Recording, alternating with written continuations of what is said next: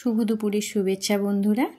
আজকে আমার লাঞ্চের থালিতে আছে দেখো ভীষণ সিম্পল লাঞ্চ থালি। আছে গরম ভাত, তো ভাতটা একটু হাত দিয়ে একটু সাইজ করে দিলাম।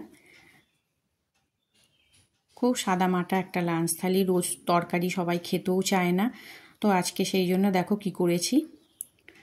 দিলাম গোল গোল করে কেটে রাখা একটু শসা আর মিষ্টি কুমড়ো, কাঁচা লঙ্কা, সর্ষের তেল আর নুন দিয়ে মেখেছি। এটা খেতে কিন্তু বেশ ভালো লাগে গরম ভাতে। আর আছে ভেন্ডি ভাতে, কচি ভেন্ডি হলে না ভীষণ ভালো লাগে এটাও, আর আমরা ভালোবাসি জানো তো। আর আছে মুসুরির ডাল সেদ্ধ, কাঁচা লঙ্কা, সর্ষের তেল, নুন দিয়ে। বললাম না আজকে ভীষণ সিম্পল রান্না, খুব সাদামাটা। তবে এই মাছের ঝোলটা আমি আজকে এইভাবেই প্রথম বানালাম, আগে বানাইনি।